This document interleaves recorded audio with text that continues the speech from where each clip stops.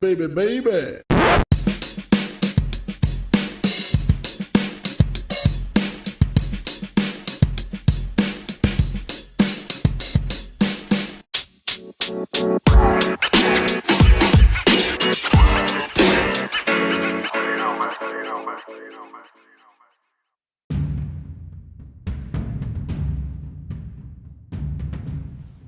Hello, listeners.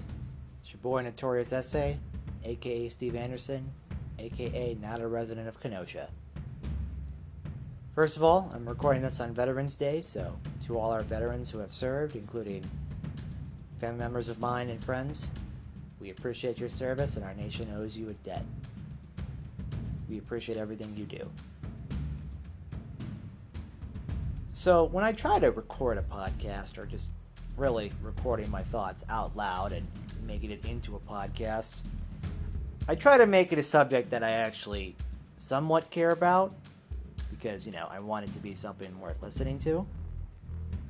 And I'll sometimes try to make it topical, but sometimes things just sort of happen and you sort of have to work your way in. When it comes to events in the news that we're seeing these days, I have to say, while I've been having free time to figure out what's going on in my life, I decided to tune into the Kyle Rittenhouse trial because, everybody's talking about it, and everybody was also live streaming it when it happened. And for those of you who don't know, though which I'm sure couldn't be very many people by now, but if you're not aware, in August of 2020, so last year, riots broke out in Kenosha over a shooting involving a man named Jacob Blake. And the reasons behind that shooting, that's its own story in its own right, but the result of which was massive protests that broke out in the streets of Kenosha. And this is where we end up with our main story, because as everybody has probably seen by now in multiple videos from multiple angles, the young man, Kyle Rittenhouse, who at the time was 17 and a resident of Illinois, traveled to Kenosha, a place where he didn't live, to, as in his words, provide medical services to people in need. And we see lots of people who are covering for Kyle Rittenhouse, defending him as a young, innocent kid who wanted to help clean up graffiti and help clean up the area that was there. And now, I want to just get this out of the way first, because obviously all legal disclaimers are important. Anybody in the United States of America who is charged with a crime is innocent until proven guilty in a court of law. That standard is consistent and does not change here. Even though we have video evidence of what happened, and the facts are not in dispute, it's a matter of interpretation of those facts, people often find themselves either, I suppose, demonizing Kyle Rittenhouse as a racist murderer, or lionizing him as a young hero stepping up when adults were unable to. And the truth is, no surprise, both these narratives are incorrect. The fact of the matter is, Kyle Rittenhouse was 17 years old and not legally able to carry a rifle in the state of Wisconsin. To open carry, that is. He wasn't old enough to own a firearm. According to him, he's had training with the firearms, and from videos I've seen, and I will say this, based on how he's holding the rifle, in terms of it not being pointed at people indiscriminately and having his finger off the trigger, does indicate that there is some sort of formal practice with guns and weaponry. The the real question that we have to ask ourselves is, why did this situation happen? And how is it that so many layers of personal responsibility failed? From Kyle, to his parents, to Kenosha, to everybody involved in the protest. I have followed most of what happened in the trial, not exclusively until yesterday in terms of watching it, but following the facts of the cases they're being reported. And, as I've seen, a lot of people from the get-go have said that this is some sort of witch hunt or false persecution. And Mr. Rittenhouse has clearly become somewhat of a celebrity on the right, able to raise $2 million in bond and being able to be out walking free while facing trial for murder. The question of if he murdered someone or if he was acting in self-defense is up to a jury.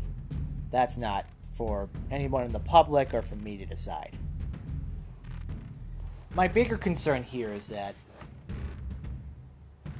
the fact that he was there in the first place shows many errors in judgment among the people who went there to quote-unquote protect the town, especially if they didn't live there. There's no legitimate purpose for them to be there.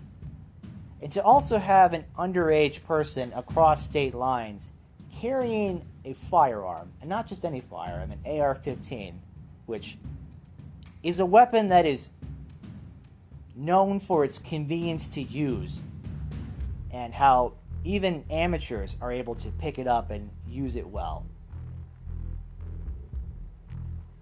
The fact is, Kyle Rittenhouse put himself in that situation.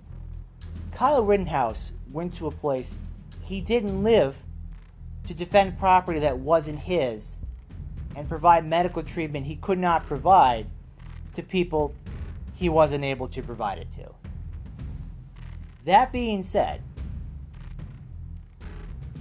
in the actual circumstances that are there, based on video that we've seen and based on how self-defense laws generally work, I do not find it likely that a jury would find him guilty of murder. It very much looks like in the situation that he was in, violence was around him, and he used the weapon to quote-unquote defend himself. Personally, in my mind, the circumstances bringing him there does not lead him to be the hero of the situation, but if you can't hear, there's some sirens in the background. Can't control everything, I guess. There are multiple reasons why you could say that Kyle Rittenhouse is not guilty of murder, and the prosecution's witnesses have not been necessarily, in my mind, the best witnesses they could bring up. And unfortunately, the backstory of at least one of the people that was killed by Kyle Rittenhouse has been used against him to try to make it seem justified of what he did. And there is a lot of tension running through the country based on this trial, and seemingly a lot of racial tension as well. Many people are asking if Kyle Rittenhouse was a person of color, would he even be alive? Nonetheless facing trial for murder.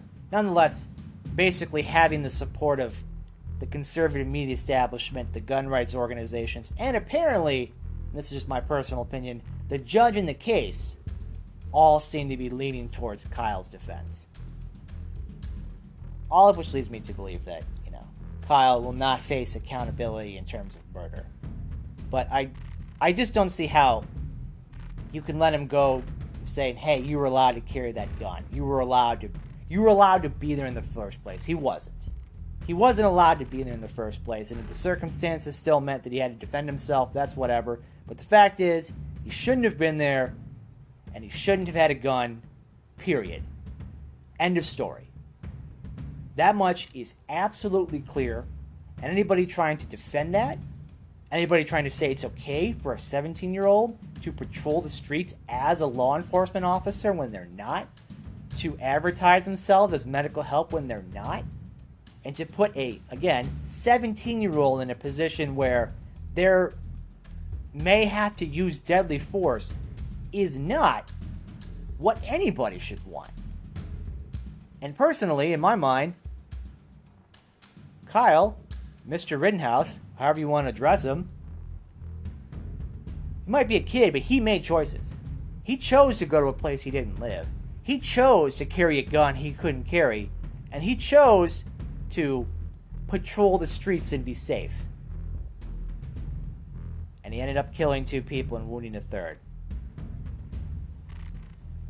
I'm not in his head, and I don't know. I can't say the emotional outburst was faked. I can tell he was coached based on his answers. Obviously, his lawyers drilled him down very much to every detail he could possibly get. But that emotional breakdown definitely seemed real.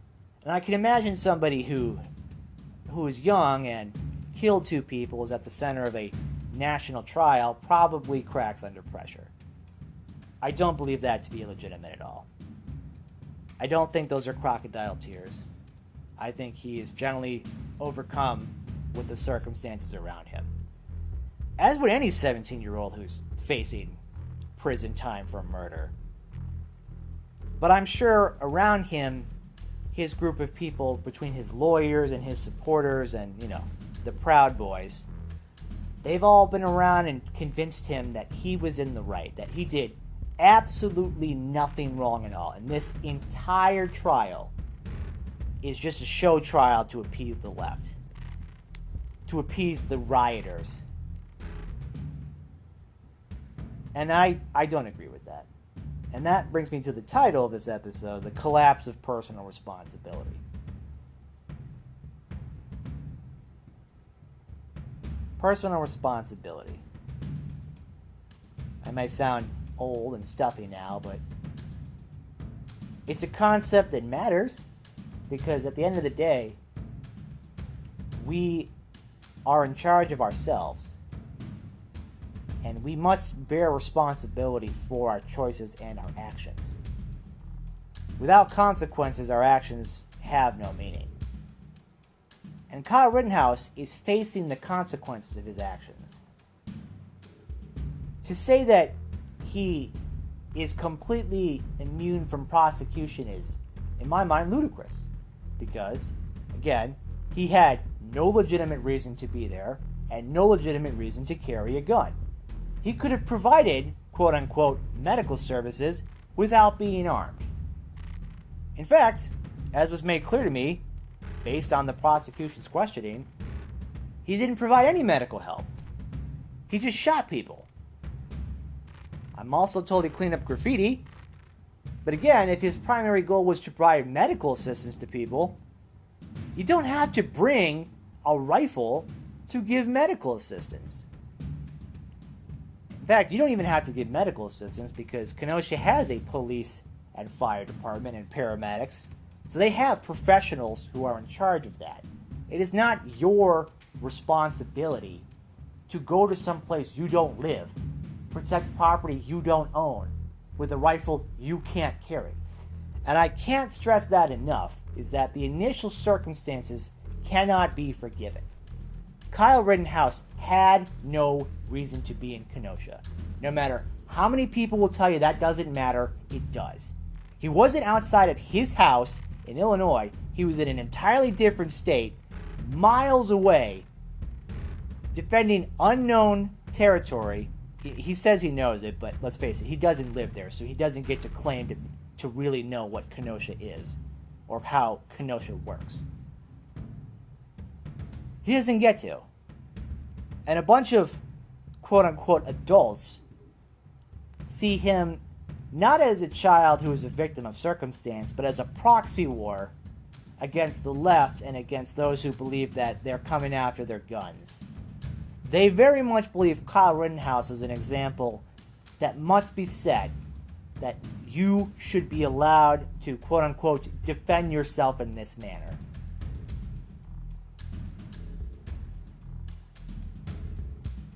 How is it defending yourself if you go to a place you don't live with a gun you don't own and can't carry, and you're not even providing the medical services that are there? But, I digress. When I was reading my notes from watching the trial, a lot of things seem to be leading towards Kyle's acquittal on at least most of the charges. I will say he does appear remorseful. He does seem sad about what happened, although he has been told he was defending himself. And I mentioned before trigger discipline and the prosecution's witness. We also see that he did try to surrender to the police, but as we can tell, the police were vastly overwhelmed with what was happening in the entire town, so the idea that, there was chaos and confusion on the ground is very much a factor here. We can say from the videos we've put together, and we can look and say why it looks like that, but on the ground, when there's burning buildings and riots and shootings happening, the police are completely overwhelmed, and Kyle Rittenhouse is just one of thousands of people roaming around in a place they shouldn't be, causing trouble.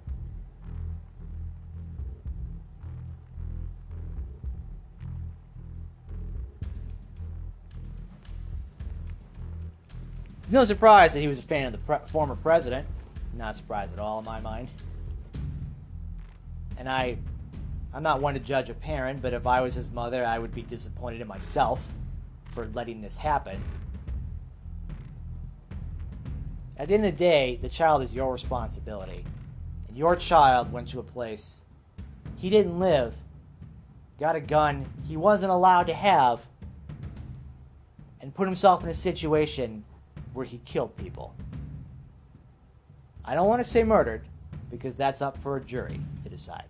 But he definitely killed people, and that's going to be on his conscience for a long time. And no matter how many people tell him it was justified, and that he shouldn't feel bad about it, he's going to feel bad about it. He's going to be haunted by it forever, because his brain's not fully developed, and he has to deal with the fact that he killed 2 people and wounded a 3rd. He has to deal with the fact that his name will permanently be attached to this. And let's face it, there likely is no going back. There is no going back to a pre-Kenosha time for Kyle Rittenhouse. There is no way that this makes sense. But I want to take a minute to address the larger point. There's been this trend in America, and I've noticed it in my 3 or so decades being around, that the idea of personal responsibility means something different than it used to. And I say this because, in a good way, we realize now that not everything is personal responsibility. And our personal responsibility cannot possibly take care of everything. Although it is among us and upon us to try to get ahead of our problems, and in my mind, if you don't have the will to at least get the process started to help yourself, then no one else is going to want to help you. At the same time, we've also sort of shifted to maybe people shouldn't be as responsible for their actions because of, factor in X, Y, or Z.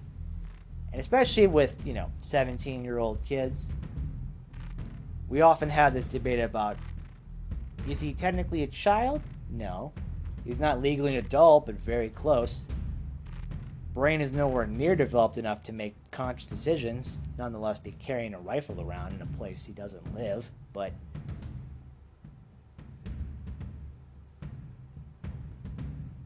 we have to take accountability for ourselves and our actions.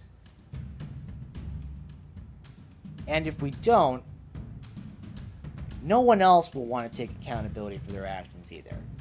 And if no one is taking accountability for anything, everyone is acting purely out of their own self-interest, and we basically find ourselves in a more primitive time, where our society does not have rules, we don't have responsibilities or messaging to people that,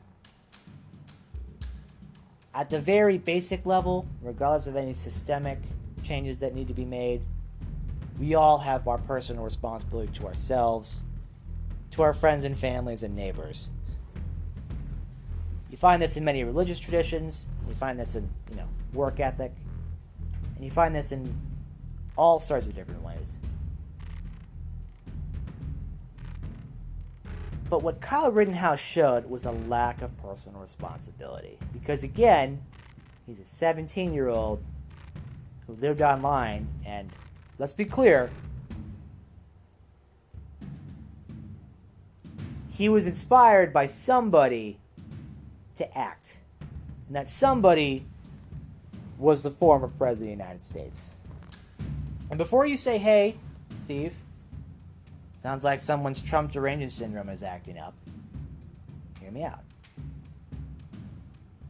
With the rise of Donald Trump and his apparent quote-unquote success in life, many people believe that they could act like him, treat other people like he does, and not face any of the consequences that he has. Because again, what's something that people don't remember is that Donald Trump is a celebrity before he was a politician. And we all know celebrities get treated different because they're famous, because we all have this psychological knowledge of this person, and therefore we're more likely to like them because we've seen them a bunch of times, regardless of the circumstances of Trump. But he's a well-known public figure who, before he was president, had maybe a comedic following, but a following nonetheless. After his nomination and presidency, many people have tied themselves to him, championing him as a paragon of values and respect and hard work. But former President Trump is someone who never takes responsibility for anything. And that's obviously been his legal advice going all the way back to Ray Cohn. Deny, deny, deny, and attack.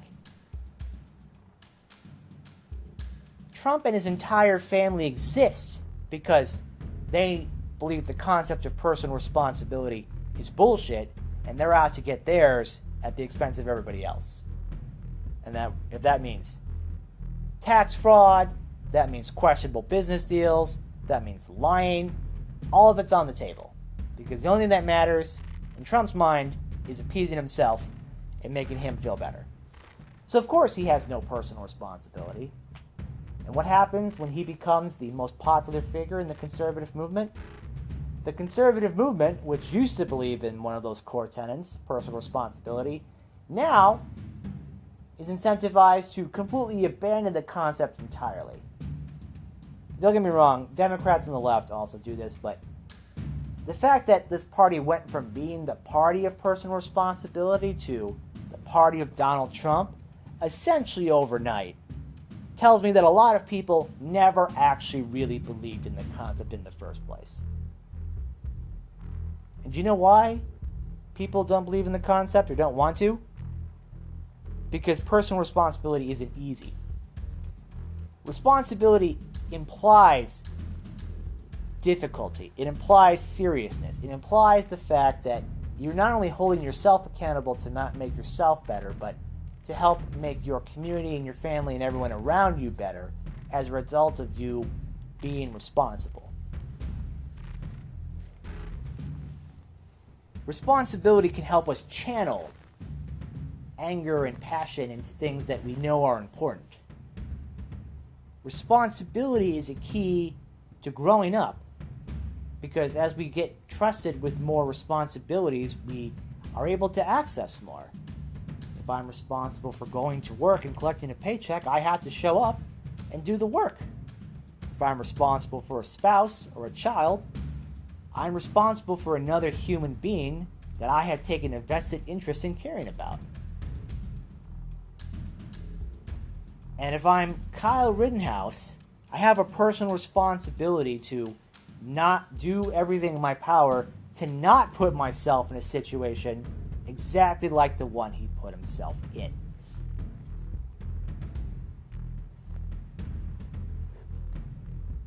Frankly, I don't know too much about his family life, but in my mind, his mother bears responsibility for allowing him to act the way he did, have the beliefs that he had, and essentially giving him permission to go to this place. I've talked to, I've talked to lots of people, and I can't imagine any mother who would be okay with their 17-year-old carrying a rifle in a town like Kenosha in August of 2020, which is surrounded in riots. To my mind, no mother would put their child, and I say that with emphasis on child because he was 17 years old and not an adult, in a dangerous situation. Nonetheless, let them go into a dangerous situation, or after finding out in said situation, not taking some sort of action to make corrections to that behavior. And I see her in court crying, and she's obviously sad because her son is on trial for murder, but partially that's on you, lady. Part of the reason your son is there is because you're responsible for him, and you let him go out there. You let him be out there in a place he doesn't live, with a gun he can't have, with people he shouldn't be around, in a situation that is dangerous for anybody. Nonetheless, somebody who is a wannabe cop with a very powerful weapon in his hands, in a very charged environment. There's no excuse. There's no excuse for her or for him or any of that. And Donald Trump told lots of people, hey, why take responsibility? Just deny. Just deny. Do whatever you want. And so far, that attitude is basically taking it from, it's okay to lie, it's okay to cheat, it's okay to try to steal an election, it's okay to threaten people now. We have people threatening Republican representatives, who voted for an infrastructure bill, saying, I hope you die, and I hope your family dies, and I hope you slit your wrist. And these people are completely unrepentant about it because they feel like they're not going to face any accountability.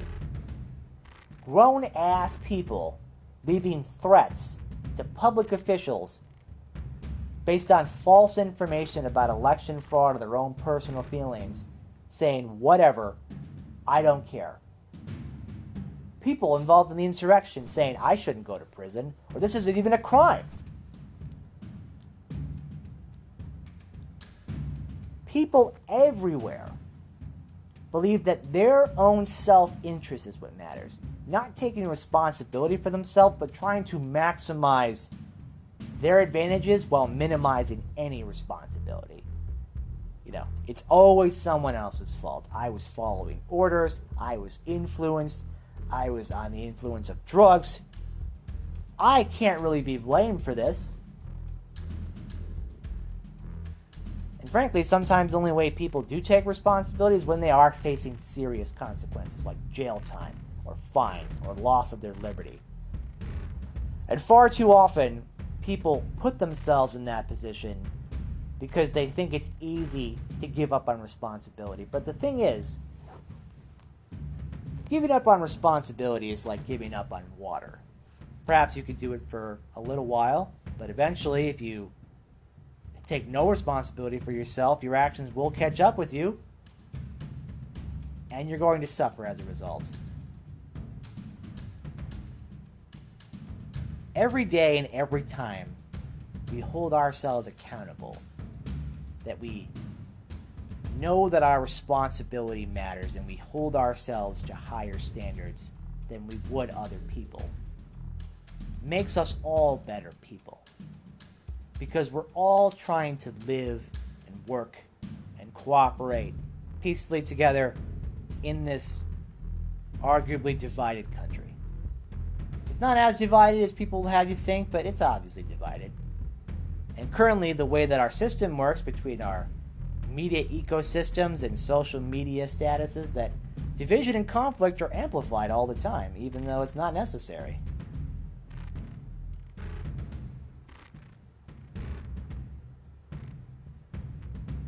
And I'm watching the news now. Apparently it's a much calmer and less exciting day, which is good because court necessarily shouldn't be exciting, if you know what I mean. Court's a place for the rule of law and order to prevail. So watching this trial where I see Kyle somehow trying to play both the heroic defender, adult, and innocent child roles leads me to feel he's very disingenuous. Not to mention the fact that he did lie on the stand several times, so it's possible he could face perjury charges on top of what he's already facing. The prosecutors in this case clearly felt pressure to bring it, and I think they knew the difficulty in it. But if they didn't, everyone would believe they let him get off the hook, and therefore their own responsibility would be considered in judgment.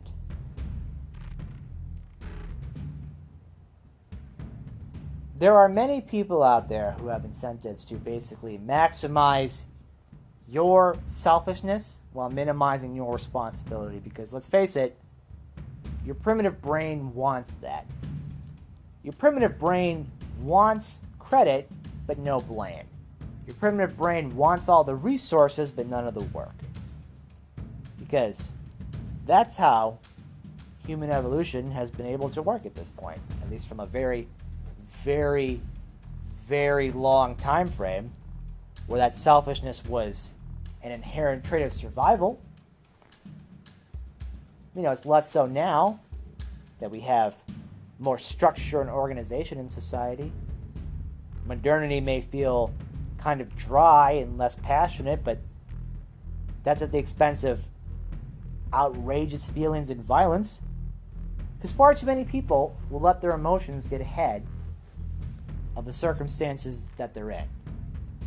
And I know we live in an area where a large part of people have their emotions repressed. We also live at a time now where we've democratized all media, and people can just share their emotions instantly at any time, in real time, everywhere. And obviously the systems we have in place, both in social media and media, encourage people to, let's face it, provoke and stir up conflict.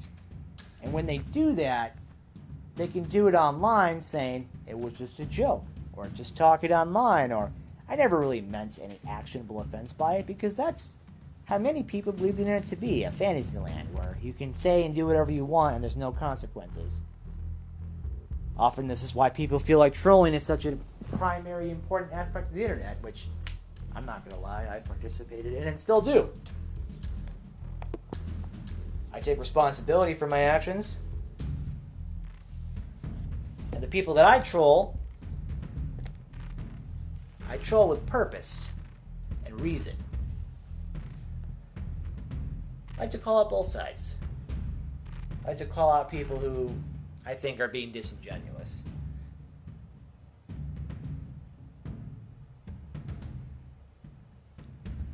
I think a lot of people have learned that they can get away without being responsible because for whatever reason the systems in place do not force them into accountability.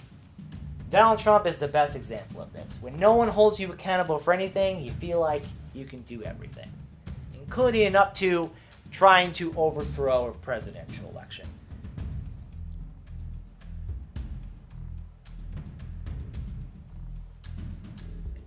It really is amazing that people can sit there, talk to each other for years, and both say we believe in personal responsibility as a core value of not only ourselves, but our society as a building block for a better future. And then the second power, money, fame, and prestige come into the picture, and all you have to do is sacrifice your personal responsibility, you bet your sweet ass they're going to throw that out the window. You know that they're going to take the fame and power and money because that is where it's at. People want to be famous. People want to be rich. People want to be right all the time. And guess what? Imagine living in a world where you can do whatever you want and no one will ever hold you accountable for it. Say whatever you want to anybody and no one will ever call you out or feel bad. And if they do, they can't do anything about it. It's just words on a screen and a picture and an avatar. It's not real. It doesn't affect me. It's all bullshit anyway. Well, maybe to an individual, but when that individual turns into a few people, and that turns into a couple more people, and that turns into a larger people, and that turns into a crowd, and that turns into a movement, What you have is an entire country of people who now believe that personal responsibility is either some made-up white supremacist nonsense to excuse your own behavior, or bullshit that you can ignore because everyone else is going to ignore it anyway. And you're right, a lot of people do not hold themselves to any sort of standard at all, because why do that? That's lame, right? It's much cooler to be detached and nihilistic than it is to have any sort of sense of self and to actually respect yourself and actually want to do something, because that's what nerds do, right? Lame people have beliefs, and lame people want to hold themselves accountable for their actions. That's a sucker's game if anybody else has heard it.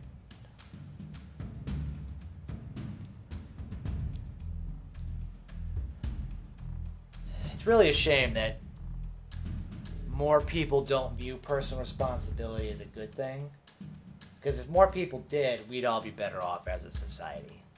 As a matter of fact, society can only work if enough of us are taking personal responsibility every single day in every single one of our actions. Because if we all just don't care, everything is chaos and anarchy. You know, if everybody said, I don't have to work, I don't have to show up, I don't have to pay my bills, there'd be mass chaos everywhere. Right? We've all got responsibilities, either ones we assign ourselves, ones that are part of our contracts, ones that are legal enforcements, our religious commitments. These are all different ways to build your own personal responsibility. Channeling fear, anxiety, angst, and worry about the future into making yourself more resilient, more accountable, more trustworthy, and more impeccable makes you a better person. And look, we're all struggling. We all have our struggles. And some people's struggles are far more incomprehensible than others, whether it's mental illness, family, friends, circumstances, or in this case, anything in 2020 that happened, pandemic and all that. It's very easy to feel crazy and feel like nobody cares and nobody wants to take responsibility for anything. But as a matter of fact, as something that's fairly obvious about social media that, we used to know back in the day, and now plenty of people have turned around, is that don't believe everything you read on the internet. Do you remember hearing that? I heard that in elementary school, when the internet first started. There's a key feature of just don't believe anything that just pops up, right? Because you'll go to whitehouse.com and guess what? It's not the White House. I know I'm dating myself because if you just type in whitehouse.com now, it goes to whitehouse.gov. But back in the day, it did not. And before we had things like security filters, it was really the wild, wild west. So lots of kids would type in whitehouse.com hoping to see the picture of President Bill Clinton, and instead they got, pornography. It was the adults who told us not to believe these things, but then guess what? Social media happened. Social media allowed people to basically become their own avatars and to relate to people that they know and find things that they like.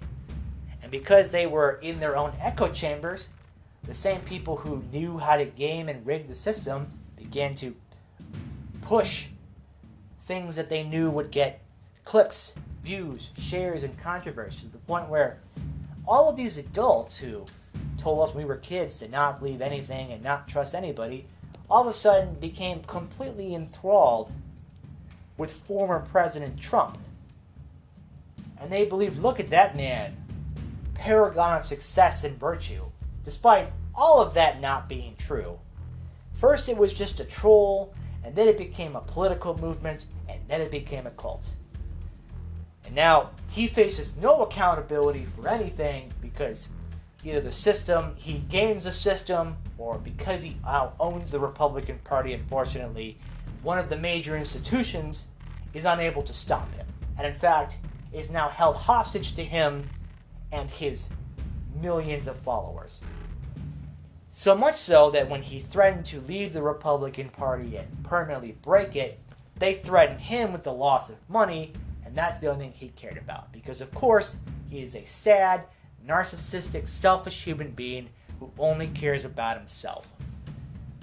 And the fact that he's a role model for so many people believes that they too can be selfish, narcissistic assholes without any consequence. And if they are facing consequences, it's, censorship, cancel culture, the left, people trying to control you and tell you you're not an independent thinker because, hey, I'm allowed to be unmasked in a private business if I want to, because fuck the rules, right? I used to believe in the private rules, but fuck it. Donald Trump said I don't have to, so fuck all these people.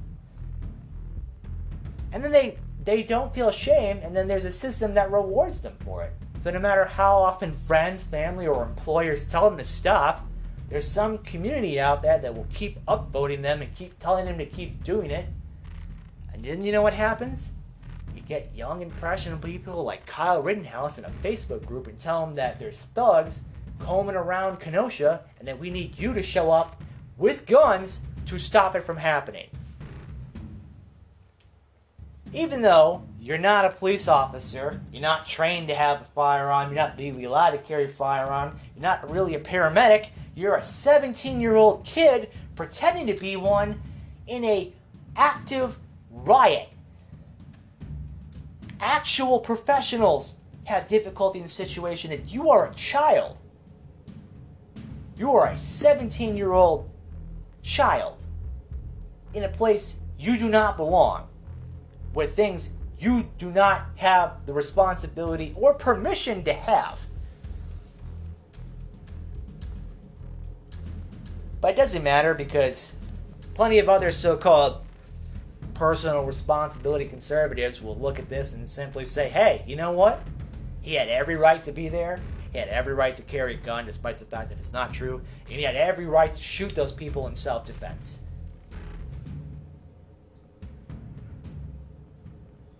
And, it seems like eventually, you can't... Reality always wins out in the end, and truth always wins out in the end. And, while people will be selfish, game theory tells us that those who are most selfish can only last so long in the game.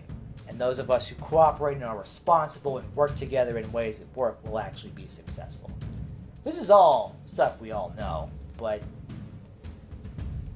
we often find ourselves in different waves where people not being responsible may be even incentivized. And frankly, with the internet and YouTube and clicks and it being based on views and content and shares, unfortunately, a lot of people decided that that was more important than doing the right thing and being responsible. Or they twisted the two up where they spread lies and untruths because they thought they were being informative or being contrarian. Or they were supporting their president.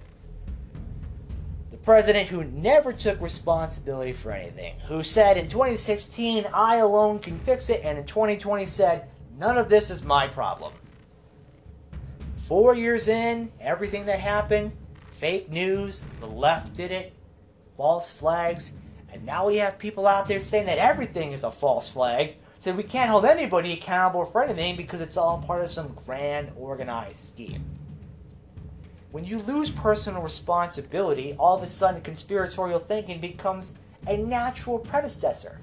Because if I'm not responsible for figuring it out, then someone else is. It's someone else's problem, and it's someone else's fault. And I will make every single rationalization and every single Charlie Day, It's Always Sunny in Philadelphia meme connection in my mind, trying to find out who Pepe Silva is. Even though he is a real person and needs his mail.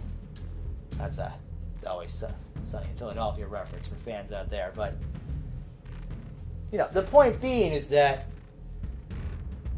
human nature is going to tell us that there's always going to be people who think that they can act selfishly and get away with it. And they need to face consequences because consequences are what helps install responsibility. Because responsibility is trying to avoid negative consequences. I'm responsible for my cats. I need to feed them. I need to care for them. I need to make sure that they are well taken care of because they are my responsibility. I chose to bring them in. I chose these living creatures under my protection. It's no one else's fault if I don't feed them. It's up to me. It's no one else's fault if I don't take them to the vet. It's up to me. It's up to me to go to work. It's up to me to be at work and be responsible. It's up to me to be a good person. And what really kills me, the worst part about all this is that my understanding was that a lot of Christians believed in this very concept as a matter of their faith. But when that became an impediment, the human brain rationalized it away. And now some people who were the hardest promoters of true faith and resilience and self-reliance and personal responsibility now believe in conspiratorial thinking and nonsense because it became far easier and incentivized than it was to hold yourself accountable and tell the truth to people. That's why the Republican Party voted to overturn the election even though there's zero evidence it was stolen.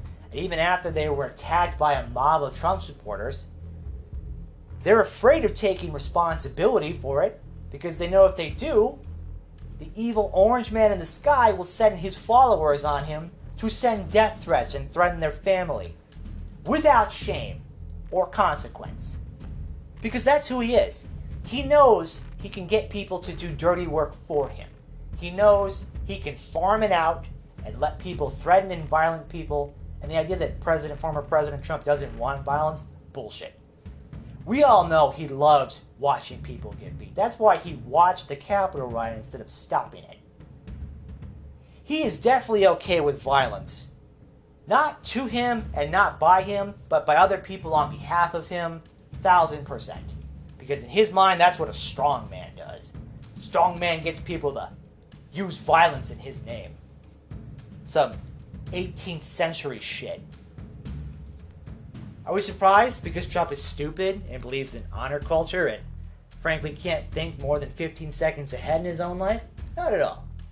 But he was a celebrity and it was funny to vote for him, so that's how we got him. And now we live in an era where personal responsibility is frankly on its deathbed because we've created such an individualized assessment of reality that I don't have to take responsibility for my actions because, I don't know, racism, sexism, misogyny, the left, the liberal media, the liars, whatever. No one else is taking personal responsibility, so why should I? And I guess that's the question, isn't it? If no one else is taking personal responsibility, then why should I?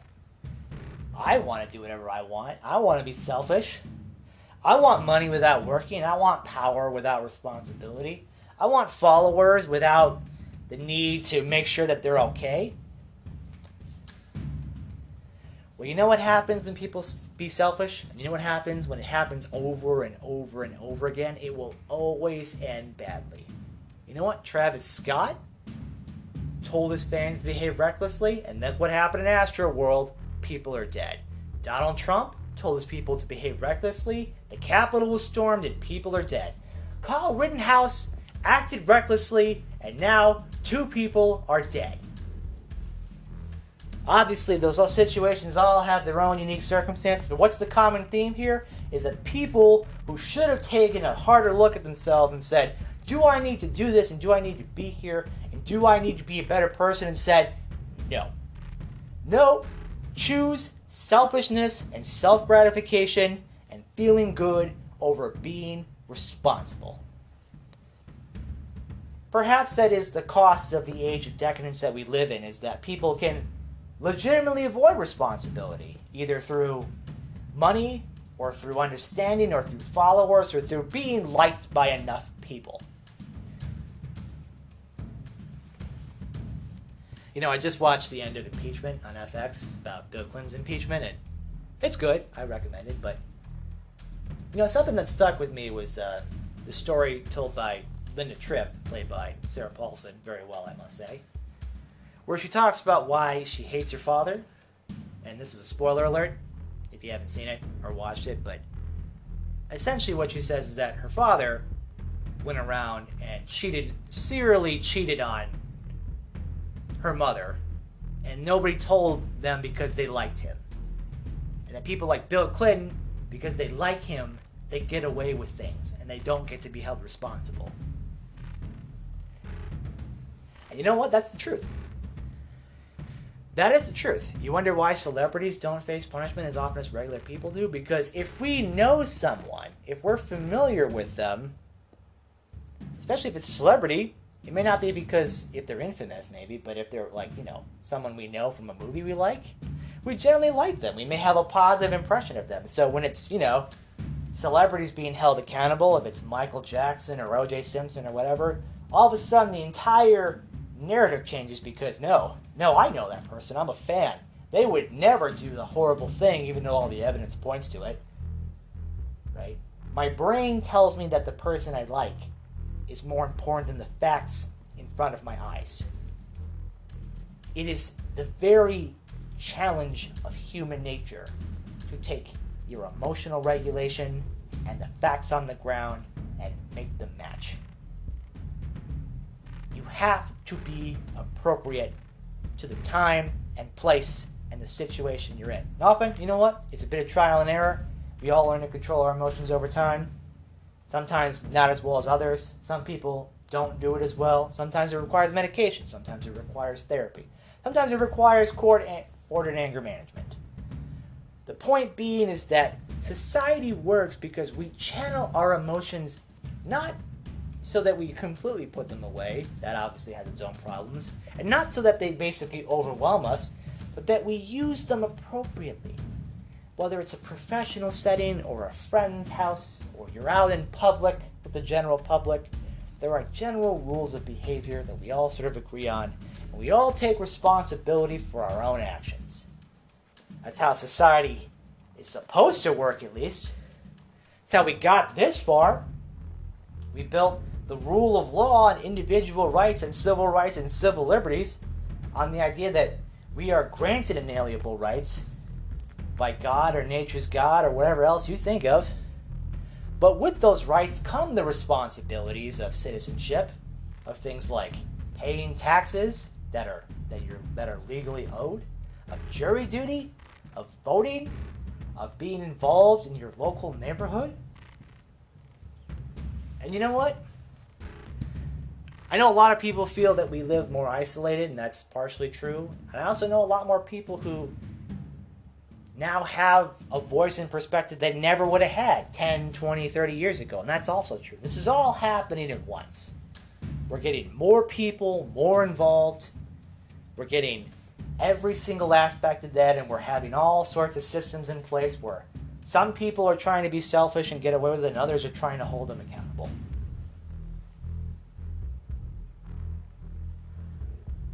I am not going to make a prediction about Kyle Rittenhouse's guilt or innocence. That belongs to the people of the jury, and that is the constitutional right that he has as an American citizen facing criminal indictment by the state. I will say that Kyle Rittenhouse is a child who failed to act in a responsible manner. I will say his mother failed to act in a responsible manner. I will say that the people who encouraged him failed to act in a responsible manner. I would say that the people who ran around Kenosha lighting shit on fire and being rude and, causing trouble were being irresponsible. Jacob Blake, the man who was shot for, by the way, attacking somebody, which is something that the media likes to forget about, but whatever, right? He needed to take responsibility, right? There is a chain of events that happens when people do not take responsibility, and it combines with social media and videos and quick takes and anger and the incentives to cause conflict, right? You make a choice. You know everyone around you has a camera. You know everyone around you likely has a social media account, and you know that if something happens and it gets just the right time and just the right place, it will be everywhere, worldwide, instantaneously. And people will know you overnight. And they will make assumptions about you. They will dig through any public profile they can find. They will make assumptions about you. They will hold those assumptions regardless of what happens going forward. And the fact is, you have a choice. You know what Kyle Rittenhouse could have done? Kyle Rittenhouse could have just never gone to Kenosha in the first place. That probably would have been the best thing. But if he had to go to Kenosha, he could have gone to Kenosha and not had any weapons at all. And in fact, just specifically focused on medical care, which clearly a lot of people needed because there was a lot of stuff going on. And you know what? Clearing graffiti? Great. Cleaning up fire damage? Great. These are all cool things that apparently he did, so that's all well and good. But the fact of the matter is, he wasn't supposed to be there because he doesn't live there, and he doesn't own property there, and he's not old enough to legally carry a gun in public. Those three things are the very basics of the story. And Kyle is a child who should have acted more responsible. His parents should have acted more responsible. And the people on the Facebook group that told him to come on up and be part of his little militia to patrol the streets should have been a lot more fucking responsible. It's just a collapse of responsibility on so many levels. And now, the world is watching as he's crying on stage, debating as to whether or not it's real, watching judges and defense lawyers performing for cameras, and people everywhere making interpretations about things that they don't know about. People are all of a sudden experts on self-defense and firearm laws in the state of Wisconsin who didn't even know where Kenosha was until 15 minutes ago.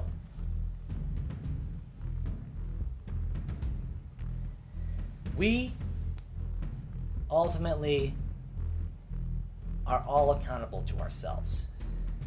We may be our own worst enemies, but we can also be our greatest advocates. We can be our worst nightmares, or we can be our best selves. The line between letting yourself be in bad circumstances and not is often choices you make. And choices you make depend on your level of personal responsibility. Without personal responsibility, all is lost. The very concept of individual rights says that I have responsibilities, and therefore I can use these rights to protect myself from the state, and therefore be able to live out my responsibilities peacefully, in my own way, without hurting anybody else.